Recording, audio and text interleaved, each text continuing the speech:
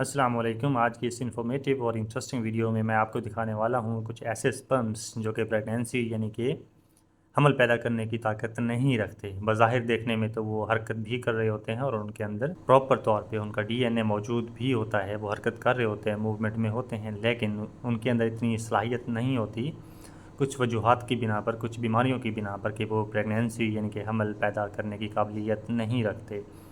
चुनाचे के देखें वो मूवमेंट भी कर रहे हैं। ये जो सामने एक आपके स्पर्म पड़ा है ये बिल्कुल स्लो आहिस्ता आहिस्ता से मूव कर रहा है। इसको हम स्लगिश में काउंट करते हैं। जब हम मोटेलिटी दे रहे होते हैं तो 3 तरह के स्पर्म्स वहाँ पे हम देखते हैं। एक होते हैं एक्टिव मोटाइल जो कि एक्टिव तरीके से मूव कर रहे होते हैं ज़िगज़ैग तरीके से, और ये जो सामने एक आपको फील्ड नज़र आ रही है ये फील्ड वो क्रॉस कर जाते हैं।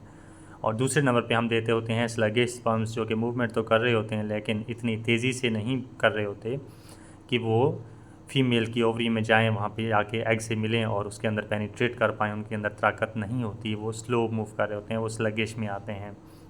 तो तीसरे नंबर पे होते हैं इमोटाइल जो कि हरकत कर भी नहीं रहे होते, स्लो भी नहीं चल रहे होते और एक्टिव भी नहीं होते, तो वो एक ही जगह पे पड़े होते हैं यानी कि डेड फॉर्म में।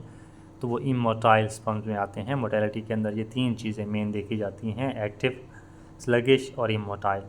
तो इस वीडियो के अंदर जो सामने आपको दिख रहे हैं ये सारे के सारे स्लगिश स्पर्म्स हैं, इसमें एक्टिव नहीं है।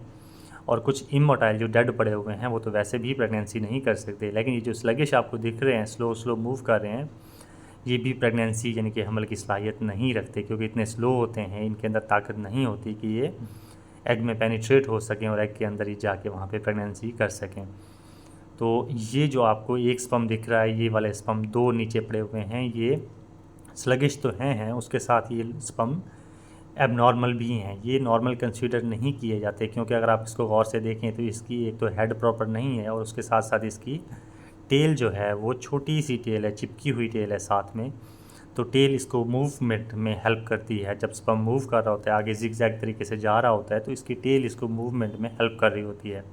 तो इसकी छोटी सी टेल दिख रही है आपको, इसका हेड भी जो है वो भी प्रॉपर शेप में नहीं है, तो इसकी टेल बिल्कुल छोटी है। अगर हम देखें कि इस यहाँ पे एक स्पर्म मैं आपको दिखाता हूँ जिसकी टेल प्रॉपर होगी। ये वाला स्पर्म जो है इसकी टेल कुछ हद तक बेहतर है, लेकिन है तो ये भी स्लगिश में, लेकिन इसकी टेल ठीक है। इस तरह की इसकी लंबी टेल, क्योंकि इसकी मॉर्फोलॉजी को जब हम देखते हैं तो वहाँ स्पर्म का हेड, स्पर्म की नेक, स्पर्म की बॉडी, टेल जो है ये सारी चीज़ें प्रॉपर होनी चाहिए। हेड भी प्रॉपर होना चाहिए, उसकी नेक भी होनी चाहिए और पीछे बॉडी और जो टेल है वो भी प्रॉपर होनी चाहिए। ये वाला स्पर्म अगर आप गौर करें तो इसकी हेड जो है ये चिपका हुआ है, ये हेड इसका नॉर्मल नहीं है, क्योंकि हेड इसको एग के अंदर पेनिट्रेट होने में हेल्प करता है, तो इसका हेड ठीक नहीं है।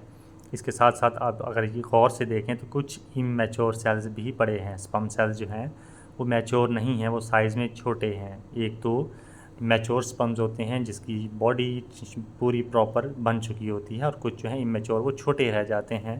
तो इजैकुलेशन के दौरान वो पहले ही मैच्योर हुए बगैर ही वो निकल आते हैं, तो वो इमैच्योर स्पर्म्स होते हैं, वो बड़े प्रॉपर नहीं हो पा रहे होते। मैं मज़ीद जूम करके आपको ये दिखा रहा हूँ, तो ये गौर से देखें तो ये इसकी प्रॉपर हेड, नेक और जो है टेल आपको दिख रही होगी। और कुछ चीज़ें और भी हैं इसके अंदर जो कि इसको एबनॉर्मल होने में मज़ीद इसको ख़राब कर सकती हैं, वो होते हैं पस सेल्स। इस वाले स्लाइड में कुछ चंद एक पस सेल्स भी हैं, ये जो दिख रहे हैं ये पस सेल्स हैं।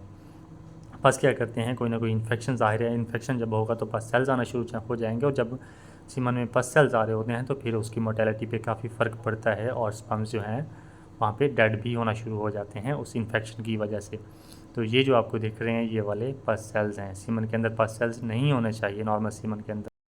तो ये थी आज की वीडियो एबनॉर्मल स्पर्म्स के ऊपर, कि जो एबनॉर्मल स्पर्म्स होते हैं जो कि प्रेगनेंसी की सलाहियत नहीं रखते, वो किस तरह से होते हैं।